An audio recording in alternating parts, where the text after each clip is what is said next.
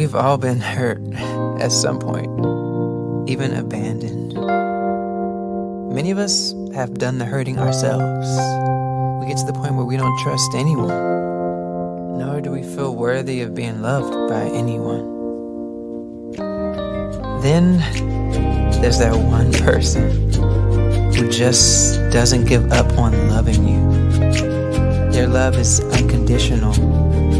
Their love stays long enough for you to heal.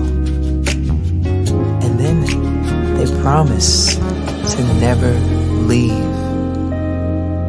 That's love you can count on. God's love.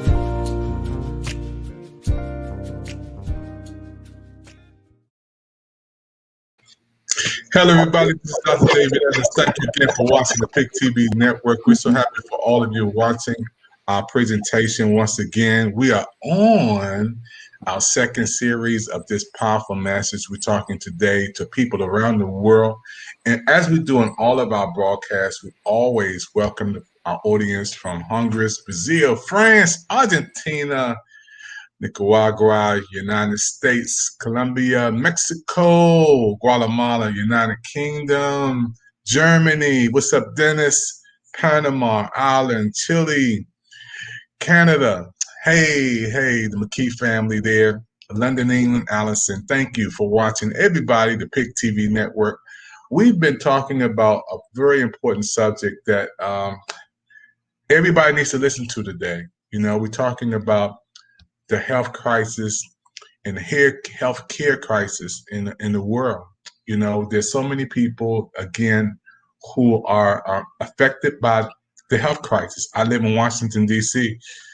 Right behind me is the White House where the president resides. On each side, you see the Capitol there. You see the monument. And, you know, the laws are passed here. But there's millions of people who are affected because they don't have insurance. There's people who are affected because they can't buy their medicine, high blood pressure pills, diabetes pills. Some people just out of funds and they don't know how to make it. You know, I want to go right into this presentation with Michelle, as we often talk, and we're going to talk a little bit with you, Michelle, more on this broadcast. Michelle, when Obamacare was in, and then our former president did what he ever tried to do to abolish that, Mr. Donald Trump. Michelle, did that really hinder or help and lead to where we are today? Michelle, I want to talk with you a little bit about this this subject. Come on, Michelle. Well, now they tried to abolish, and a lot of people call it Obamacare. It's the Affordable Health Care Act. Let's, number one, get the naming correct, because anytime you want to name something for someone in a way to denigrate it, that's how they do it. It's the Affordable Health Care Act. President Obama passed it to help us as a superpower make sure that we can take care of all our people. But for people that are individualists and it's about me, they don't care about their brother or sister if it will help someone else. Number two, did Donald Trump do some boneheaded stuff as president? Absolutely. Number one, President Obama had left a pandemic playbook because it was created by his administration. Trump didn't use it. And that is one of the reasons why we're in this quagmire we're in right now. Also, he tried to disband our funding for the WHO, World Health Organization. Again, they were already seeing some of the signs of this stuff over in China when it started. He was getting the briefings, but he was ignoring it because in his narcissistic delusion, what was going on was that he was saying that they were devising this to end his presidency. But check this out. If he had have listened to the scientists, he would be president today, because he would have done what was in the handbook. He would have done what was in the playbook. He would have listened to the scientists, and we could have tamped this down and had a chance at really reducing the spread to what it is now. Then you have other leaders that listen to a man that doesn't have a background in science, that is not a doctor, that is not working together to solve this crisis, and they're worsening the crisis, like governors in Florida and Texas and other red states where they were like, well, we're not going to mandate masks. You don't have to mandate masks. Be the example. That's part of the problem. Just be the example. You don't have to mandate masks. Wear your mask. People are going to follow you if you're setting a good example. How about just setting a good standard? Dr. Evans, back to you. I can tell there's some fire in you on this presentation. You know, you kind of heated up, Michelle. I see you like that. Michelle, I live in the most powerful city on the planet, right here in Washington, D.C. Again, the laws are passed here. The president resides here, right here where I stay. And we never know who's watching, Patty from New York. And I want to bring you in before I bring Miss Webster in, and also Mr. White. Patty from New York, you never know who's listening to us today in this world health crisis. You in New York. What do we say to our officials that we elected, Patty? You see homeless people out there in New York lining up. Many people lost their jobs, trying to make ends meet. And we're talking about being on the verge of another pandemic with more coming in. What happens, Patty? Well, you know what? It's time to give a voice to the voiceless.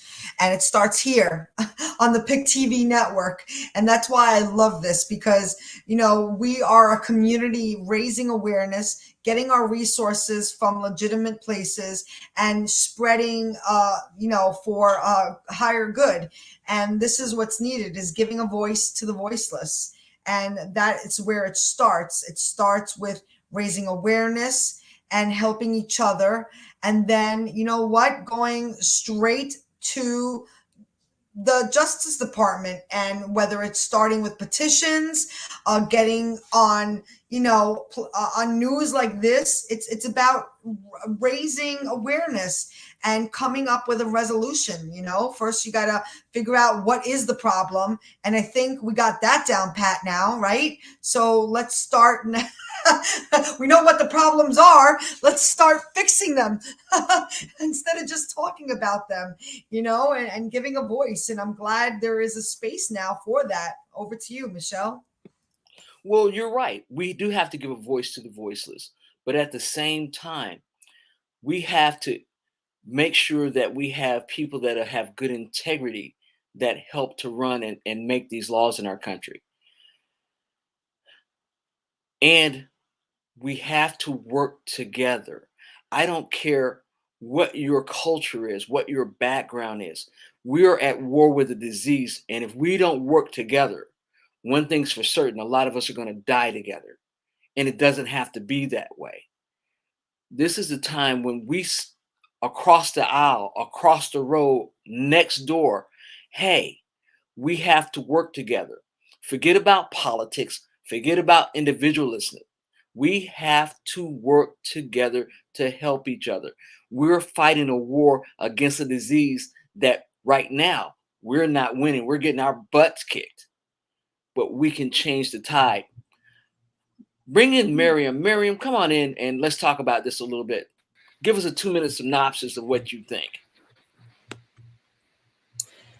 I think that what I said before, that we are in an epidemic of lack of empathy because of the influence from the White House that we've had, and just the growing sentiment in certain sectors of the country. There's an us-them dichotomy that needs to be resolved. That I still go to my one tool, love.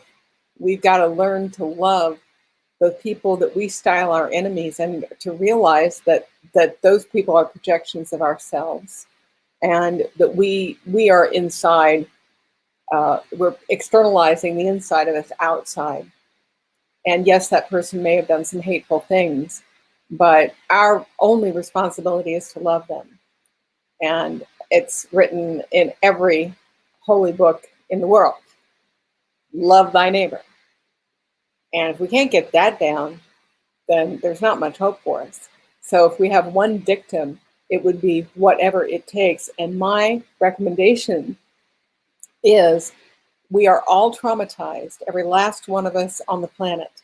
By the last year and a half, if not by the fact that we grew up a traumatized child. I certainly did, and most of my friends, from one thing and another, and represent. Yeah. And it means that we don't have enough spoons in our drawer sometimes to deal. We need to find ways to calm the amygdala and the reticular activating system, this system inside of us that puts us on high alert and keeps us on high alert, and everything's a hair on fire emergency, even when it's really not. The things that will help that are meditation, yoga, walks out in nature, anything that you can do that calms your mind, benefiting from massage given by other people and self-massage. I highly recommend acupressure. I highly, highly, highly recommend you learn tapping or emotional freedom technique if you don't already know it. There are plenty of videos on YouTube. Amen. Yes, we can do that here. I'm willing to go there anytime. But these are tools that you can use. And along with getting better sleep, if anybody wants to get better sleep, you can DM me on Instagram and ask me for a report on that. I'd be happy to send it off to you. And that you foundation yourself by good rest, and then you add on the calming activities that take you down on a regular basis throughout your day. So think breakfast, lunch, dinner, bed. I get up in the morning, I meditate. Could be 5 minutes, could be half an hour. It doesn't matter. Just do something. 2 minutes. It works. And then whenever you eat, I also key things to, when I have regular little trips out in the community, when I'm in my car, I meditate, because who doesn't have, interactions with idiots on the road? And I want to bless those idiots and come to realize that they are projections of myself as well. And so I give that blessing back to myself and give myself grace. Thank you. I'm Miriam, and I'm done speaking for now. Frey, come on in here and let's talk a little bit about what's going on and how we can combat this together, because we have to stick together. Go ahead, Frey. I'm a man of the Bible, so I do believe every word that's in the Bible, for sure. It has helped me to overcome what I've my little 60 plus years of living. You're gonna have crisis. I don't care who you are. You're not you are not. Let me say this: we all are gonna have a major crisis or several of them. But what happens in those moments, or maybe those seasons, is that when you don't have hope, what I'm seeing is a major. I see major anxiety, depression. I see it. I'm boots on the ground. I'm in people's space. I'm in their homes. Now, what exacerbates those problems, and they're real, whether panic attacks, whether you've been dealing with anxiety, hopelessness, and what you have to do is pull from within. And most people panic. And so they exacerbate one panic attack, one fear moment on top of another, because they don't see past today, past this hour, past this moment.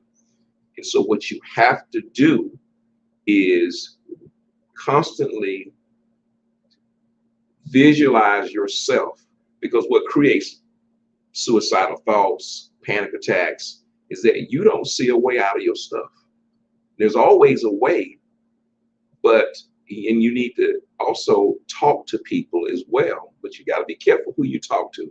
There's people who have been in your place, who's been in your space, who's have certain crises and challenges, and they can help you through those things. But what most people do is they retreat in privacy, and they try to fix their own problems or try to navigate their way out of it instead of screaming for help. I need help.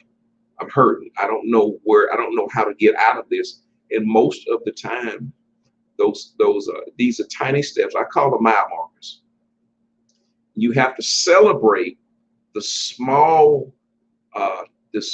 victories. If you don't, it's like trying to eat an elephant. You can't do it. You chop up your problems, and you take them and you separate them. You write them down. These are times right now where, and I help people because I understand it. Run a business. I've run businesses for years, all types of businesses.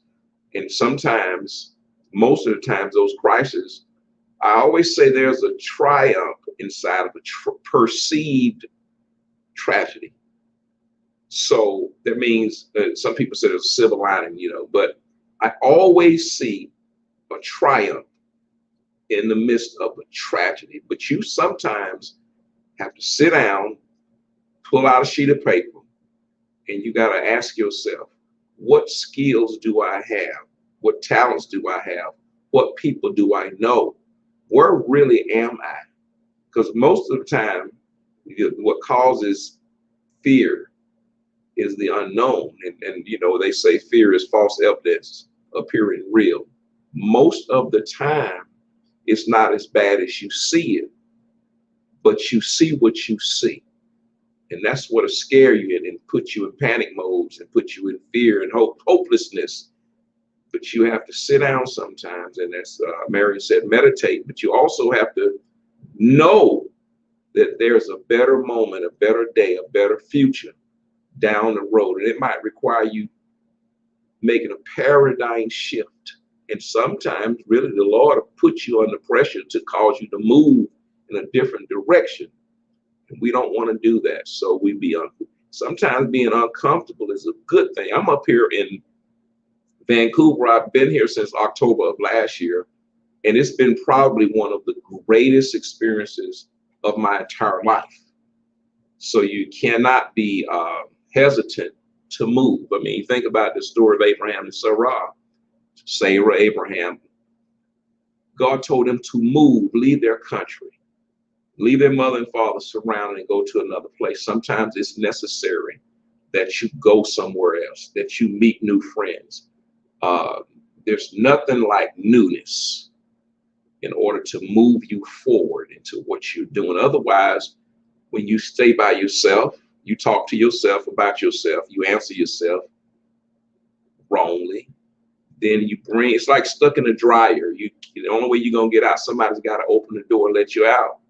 So you need friends and you need people. When I'm in a challenge, I don't go to people who hadn't been through those challenges.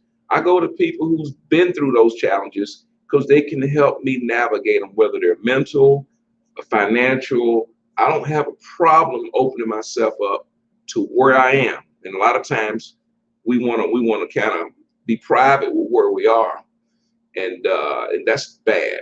It's really bad. Sometimes it's necessary to let people know where you are, period.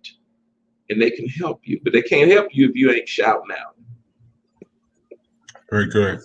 Hey, we're excited for all you guys coming in, talking about, the healthcare crisis in America and in the world.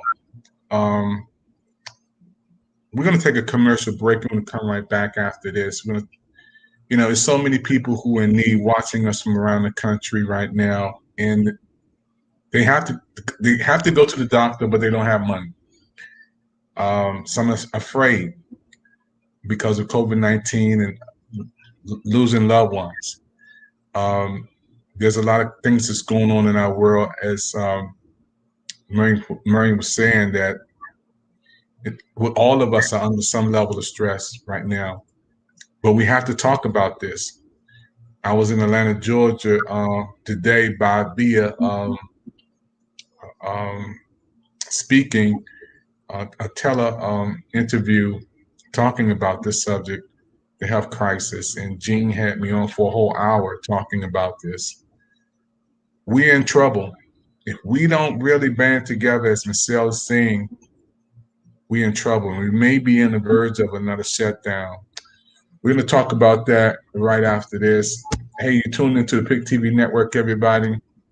And we're happy for all of these presenters on giving you professional advice. And those who are watching on our platforms and social media, Facebook, Twitter, Instagram, and we locked into Clubhouse on our last segment, and that made history for us today.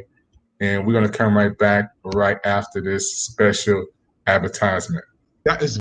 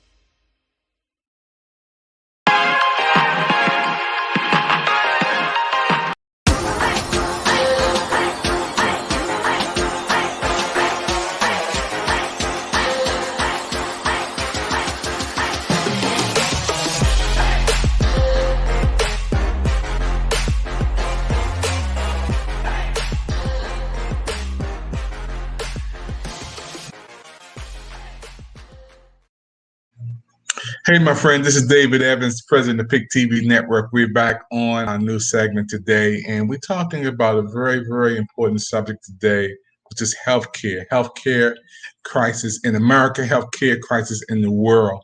Those who watch me now, thank you for your time. We're in the studio today, beaming this from Washington, D.C., all the way to San Diego, California. Thank you, Spefster, and all the way to Atlanta, Georgia. Michelle Cox on, and Patty from New York. Matter of fact, I wanted to go over and Mr. White from Vancouver, who's on with us right now. I wanted to talk a little bit more before we close out this segment to Michelle again about where we are in the stages of this health crisis in the world. I talked to Michelle many, many times. We talk several times a week. Thank you, Patty, for coming back in. Michelle, you've been on our segment when we talked about reconnecting the generation, artificial intelligence. You've been in our segment. We talked about the food crisis, the food deserts. You've been in all our new segments. And I always save the hard questions for you, Michelle. I always throw the hard ball at you every time we talk. And Michelle, I asked you this before, and you answered it in a professional manner. I don't know whether many people were afraid or not, but I asked you, Michelle, are we going to have another shutdown? One of my close friends who works at the CDC in Washington, D.C., he said, Dave, there is a 100% chance for a shutdown. Are we asleep, Michelle? Are we just thinking this is going to blow over?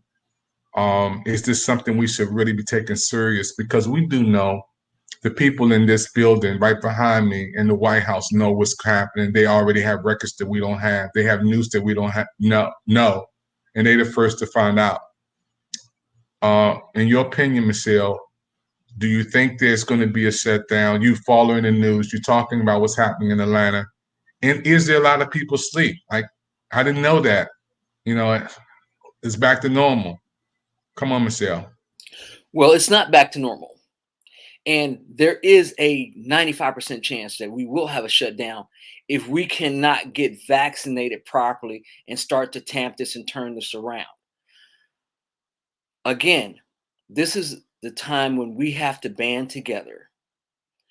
Doesn't matter our culture, doesn't matter where we live, doesn't matter our background. We have to band together to stop this disease. And we can't do it if we're not in a space where we're kind enough to, number one, be considerate enough to mask for each other, be considerate enough to the social distancing, be considerate enough to wash our hands. You got to remember, one of the first major pandemics that happened was because people didn't wash their hands properly. The other part of it is get a vaccination. Look, I have sarcoidosis in my lungs, breast cancer survivor. I got the Moderna 2 shots. I have my records. I keep them in my pocket. Now, I understand people that like their individual freedoms and civil liberties, but they're not going to help you when you're dead. And it's not going to help your kids if you leave behind 3 or 4 kids that somebody else has to take care of, because you wouldn't do something as simple as get a vaccination, put on a mask. This is not the time to sit here and debate about this. We already see the numbers. If you're paying attention and you're conscious, you're seeing the numbers. The hospital beds are filling back up. This virus, this Delta variant, is 50% more contagious than the first one. And the first one swept through here and we had over 600,000 deaths. Well, this cycle is coming back around and it's not something we can afford. You talk about not wanting to be shut down. You talked about not wanting to wear a mask. If we do the basic things, we can get through this together. This is not the time to be selfish. This is not the time to not love each other. Michelle, let me get something. Michelle, when we're talking to you about this subject, Michelle, I'll often say a lot of times, let me get this. when I'm talking to you a lot of times, Michelle, about this subject, it's very sensitive. You know, living in Washington D.C. again, the airports are full. People are going traveling and everything, which is cool. My son lives in California. I pray for him every day, Stephen out there. There's people who don't watch the news. They don't know what's going on in Atlanta. They don't know what's going down in Florida because they enjoying their day. Some people think it's a pandemic, a scandemic. They think it's just something that this place is doing just to, political. But what you're saying is serious. The hospitals are filling up. You know, look at what's happening around the world, and you reminded us of how many people lost their lives, including my sister Brenda, who last year this time she was alive. Mr. White, Patty, she was alive, Miss Weston, and she was gone. I talked to her Saturday. She was gone on Sunday. It's very important for us to do whatever we can do to save lives. They're talking about the food, and we're going to talk about in our next segment about the food. They say there's not a lot of chickens left, and the chicken price is $20 for some wings. You know, Patty, hey, Patty, $20 for some wings. Do you know I love wings, Patty?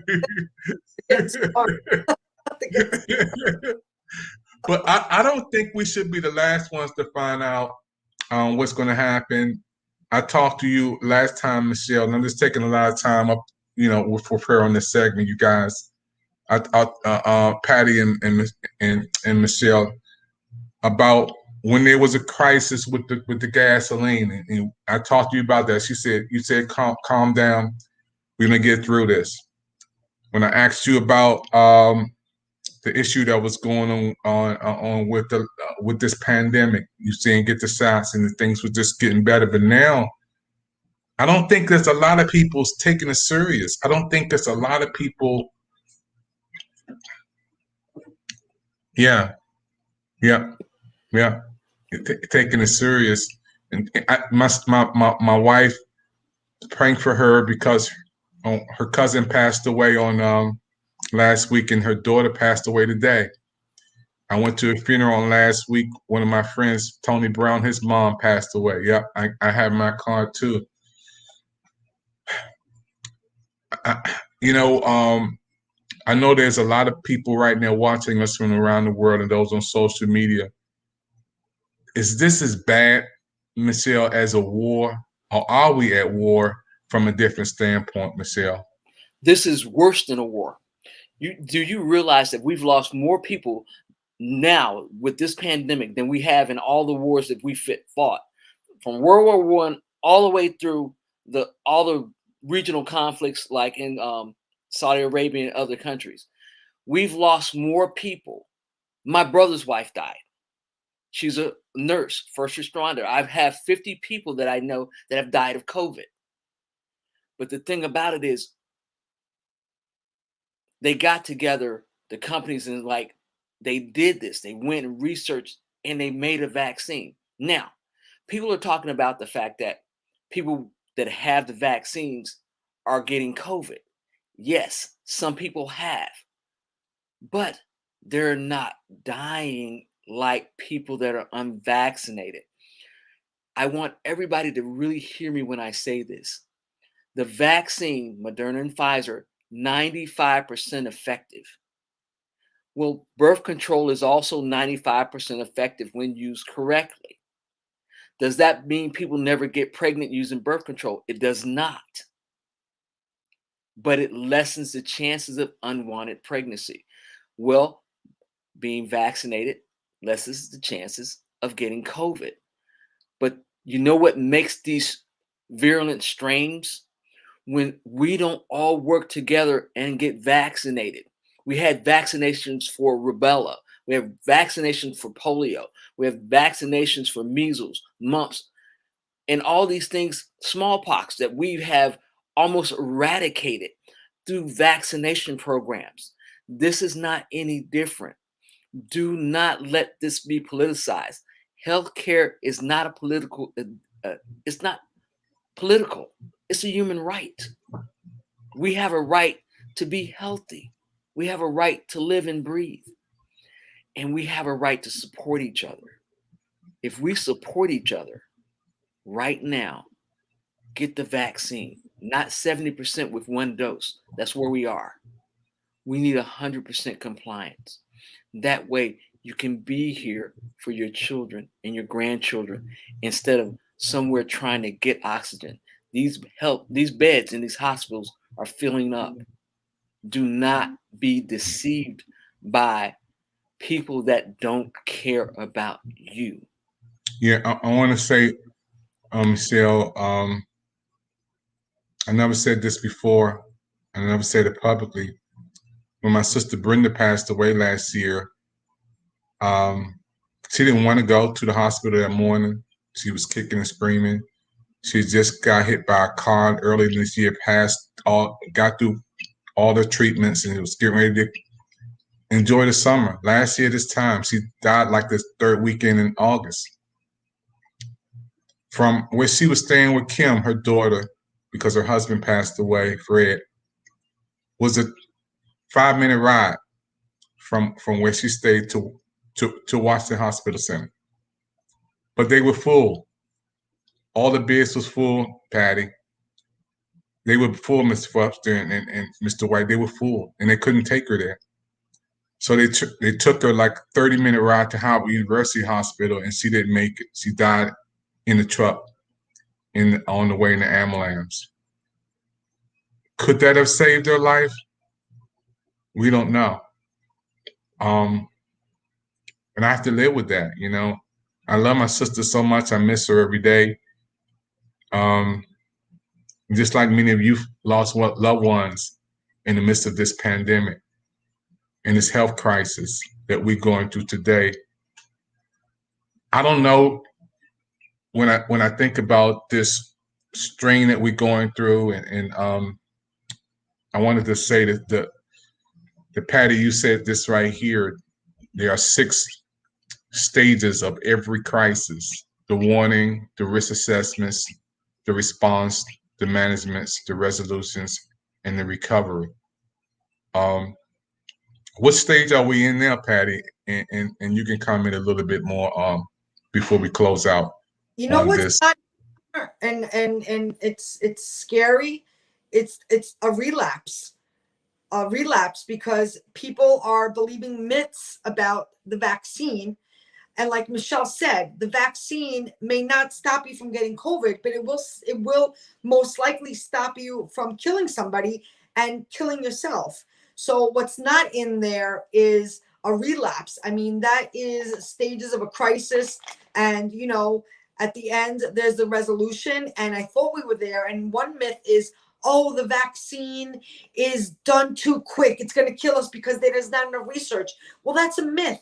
Because if you do your research, you will know that that it's the SARS. The COVID comes from the SARS, and that they've had already for about 5 or plus more years, right, Michelle?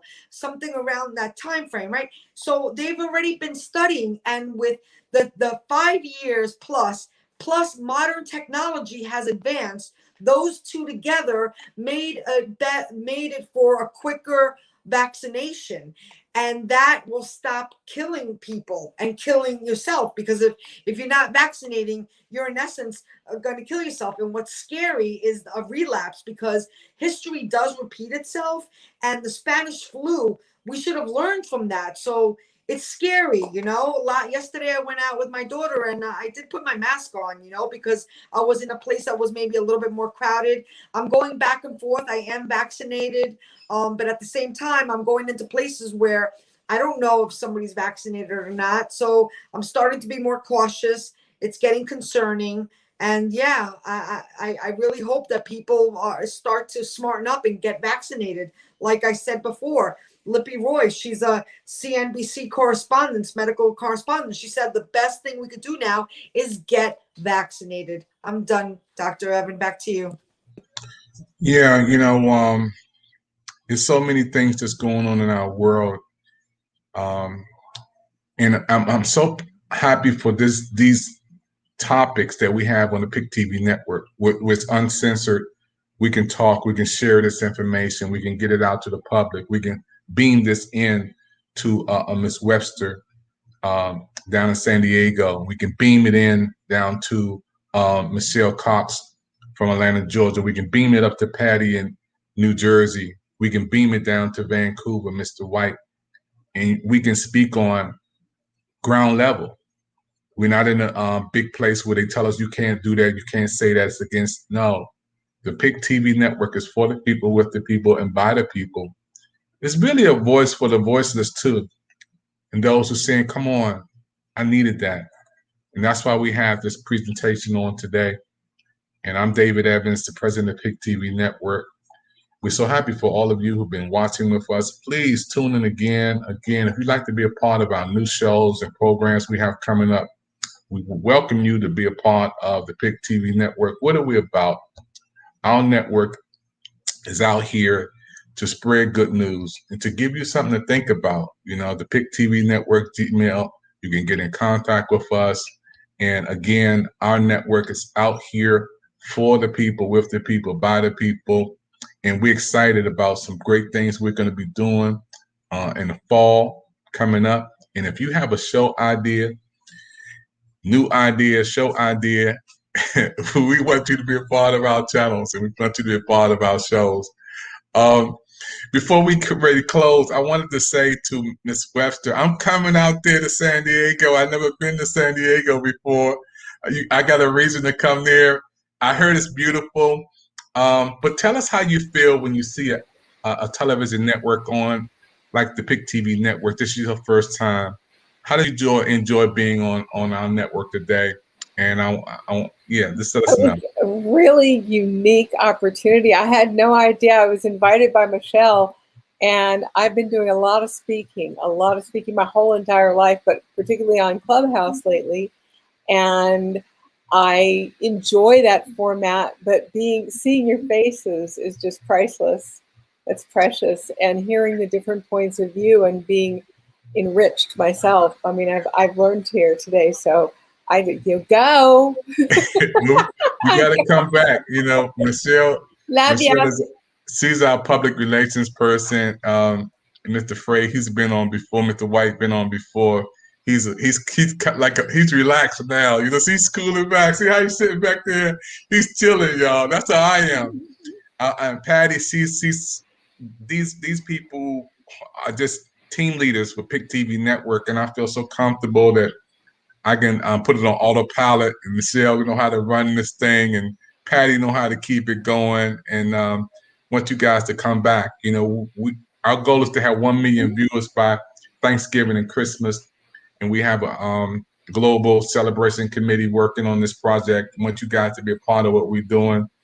We're a brand new network on Roku. So if you know anybody who has Roku, I'm so happy to announce a brand new show we're putting together, Michelle, with the Burks. They're in their 70s. They're going to be our senior TV show. Wisdom Speaks with the Burks from Canada. We talked to them today. I'm formulating a television show for them from scratch. We're not charging them anything. They're in their 70s.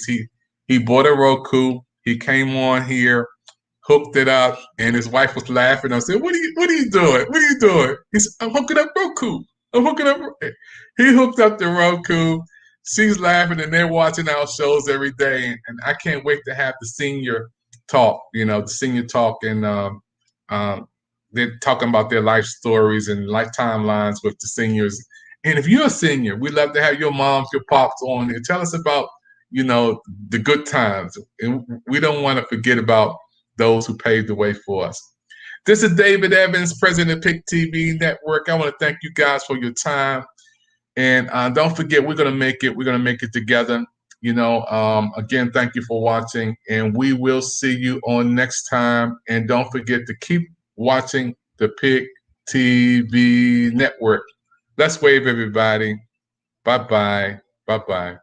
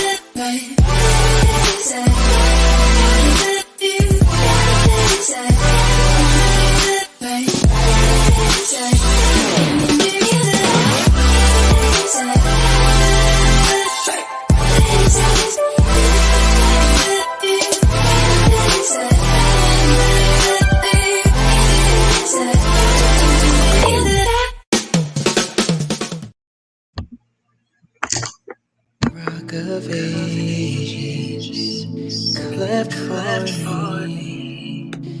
Let me hide myself in thee.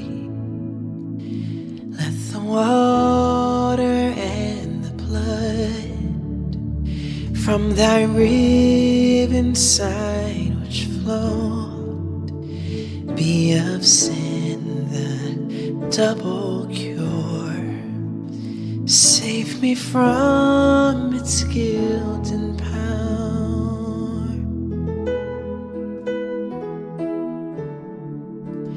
and not the labor of my hands can fulfill the law's demands. Could my zeal no respite know? Could my tears forever flow? Or could never sin erase?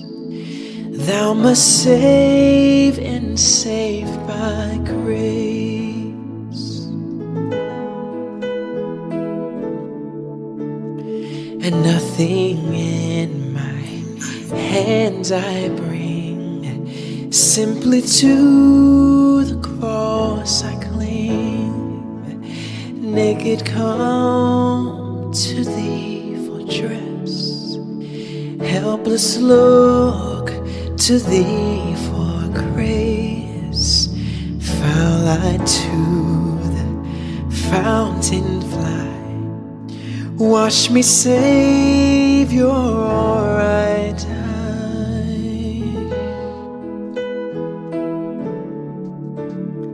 And while I draw this fleeting breath, while my eyes shall close in death, when I soar to worlds unknown, see thee on thy judgment throne, rock of ages cleft for me. Let me hide myself in thee, rock of ages cleft for me. Let me hide myself, let me hide myself, let me hide myself in thee. Let me hide myself, let me hide myself, let me hide myself in thee. Let me hide myself, let me hide myself, let me hide myself in thee. 'Cause you are the source of my strength, and you are the strength of my life. I lift my hands in total praise to you.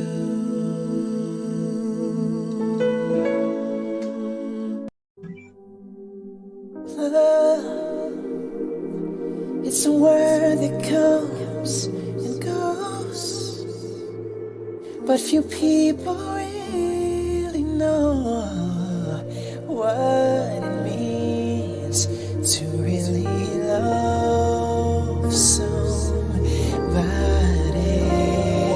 Love, though the tears may fade away, I'm so glad your love will stay. 'Cause I love you, and you've shown me, Jesus, what it really means, what it really means, what it really means. And I'm so glad your love is patient, kind love. That's your love. Your love is patient, kind. That's your love. You've shown us patience, kindness. And you're consistent in each and every way. Your love is patient, kind. That's your love. Help us to love like you, Lord. Help us to forgive and never forget that your love, it showed itself when you died on the cross. You spread your arms wide to show us love.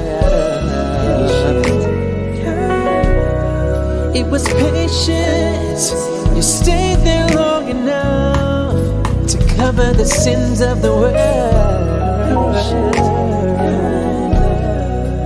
Thank you for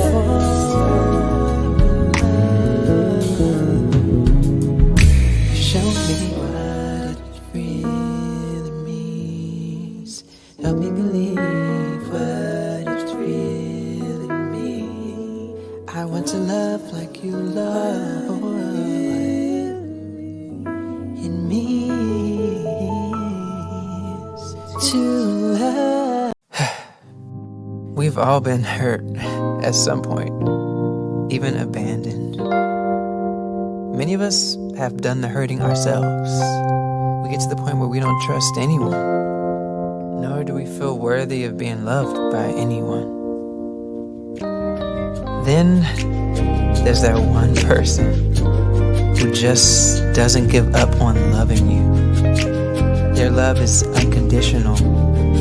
Their love stays long enough for you to heal. And then they promise to never leave. That's love you can count on. God's love.